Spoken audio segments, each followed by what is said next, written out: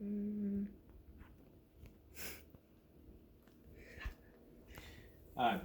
if I told you that with solar, hydroelectric, and wind, that you, with 1 hour of sunlight, you could power the Earth for a year? My name is Rowdy Reeves, and today I'll be talking about renewable resources. We'll be talking about job creation, global impact, cost effectiveness, energy security, and just the environmental impact of renewable resources. The environmental impact. So renewable resources have a much significant lower impact on like carbon footprint, climate change, and greenhouse gases in the world. Fossil fuels tend to burn a lot of like carbon that then releases into the air, creating all of that climate change and global warming that we've all been talking about the last like 10 years that's gotten pretty serious about. And that's coming from This One Day 2018. In contrast, renewable resources create a much lower environmental impact. Solar is just that. The sun is always hitting the earth. It's not creating a lot of issues except when it comes to like sunburns. Or wind, it's always blowing. It's just going to continue to blow. And then hydroelectric, rivers do dry up every now and again, but for the most part, it's a river. It's not really creating much of an environmental impact. When it comes to energy security, though, renewable resources are not just environmental friendly, but they're energy security as well. So fossil fuels like gas and oil, like natural gas and crude oil, they are eventually going to disappear. We are just going to run out of those resources. That is a fact. At some point, they will dry up. Now, who knows if that's tomorrow or a million years from now? No idea. But eventually, they will dry up. But with renewable resources, they're infinite. And that's coming from Jamal and Ahmed 2015. The wind will always blow. The sun will always beat down on us, at least for the next probably 100 million years. So I think we're good there. And water, the ocean is always there. I think the Earth is 70% water. So I think we're good for hydroelectric when it comes to that. They're super abundant. So it's a great thing to start looking at now when it comes to renewable resources, because eventually we are going to run out of these things.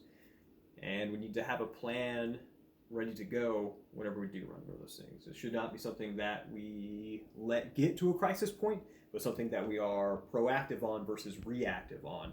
And we start taking those steps today, it will build a better future for everyone on Earth, for future generations to come. It's all about kind of building that preservation for the safety and humanitarian aid of Earth. It's also very cost effective. When people hear about renewable resources, the first thing they think about is, wow, it costs a lot of money. And that's true. It does. It costs a lot of money up front. But then if you look actually at a cost-effective analysis, it pays for itself at a certain amount a year, and then after that, you save a ton of money on it too. And eventually you get to the point where you are selling power back to the state or to your city, and now you're actually making money on having solar or wind on your farm, something like that. So you can sell back energy to the grid. And that's coming from Timmins 2010. And now that the world's kind of been pushing towards these renewable resources, we live in a very capitalistic society. So competition breeds cheaper prices. The more companies that get into renewable resources, the cheaper things are going to get. You're seeing it with Tesla and other EVs, electric vehicles. They are getting cheaper and cheaper because more competition is getting into the market, and then that's going to expand that market, and they're going to find new ways to make the batteries better and cheaper and faster. So just all around leads to the cost effectiveness of now getting into renewable resources. And that's not just for yourself too, but then for the government as well. The government is also paying for power to run the country. It's not just on us. They also have to pay a bill too, so which then in the long term also helps our economy as well. With everything that we've talked about, we've kind of talked about what it is, but now we need to talk about how it becomes. And that comes from creating jobs.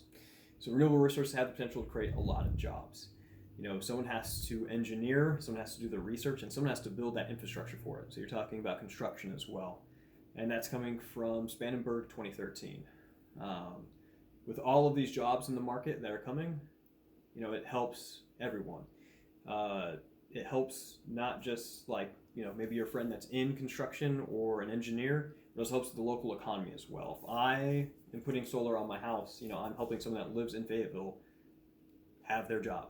The city of Fayetteville itself has actually started doing solar farms, and Fort Bragg has now committed to doing also a solar farm on Fort Bragg to help create those jobs. I mean, it's not an Army person that's going to be building those solar panels on Fort Bragg. It's going to be a civilian contractor that works for a solar company building those solar panels. So it helps create jobs for the local community, and then it's going to stimulate our own local economy too.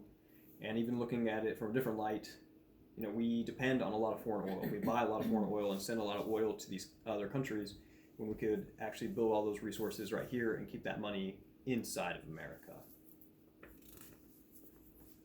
There's also a lot of health benefits that come to renewable resources. Those greenhouse gases create a lot of pollution in the air. If you've ever seen China, if you've ever seen a video on Shanghai or Beijing, you can see there's a lot of smog in the air. Sometimes they can't even see the sun, it's so thick of smog. And that's coming from all of the fossil fuels that they're burning constantly because there's so many people there. So if they were able to switch to renewable resource, it will help, kick down some of that pollution in the air and the water. And that's coming from Welker Hood and Burbar 2011. So that renewable resources just creates a lot more clean energy. So it's not just like a global impact. We talked about global warming, we talked about climate change, we talked about the carbon footprint. So it is a whole global impact that just a country switching to renewable resources has an effect in that area. When one country switches to it, another country will also switch to it too. And that's coming from Dick Secco and Data 2017. So it's not just our community that we know to, hey, Fayetteville is doing this. Well, now the whole world will start getting on that too. One person doesn't, it's a domino effect. We always see it for anything that happens when it comes to a new innovation. And so in summary, we've talked about environmental impact, jobs, energy security, cost effectiveness, global impact, and health benefits when it comes to switching over to renewable resources.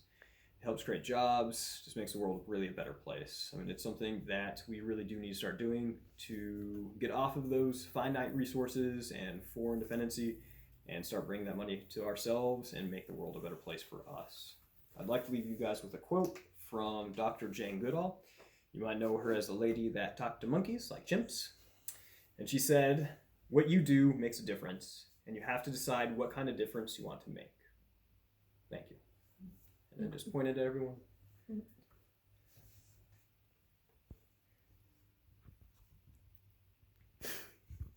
Thanks, Tom.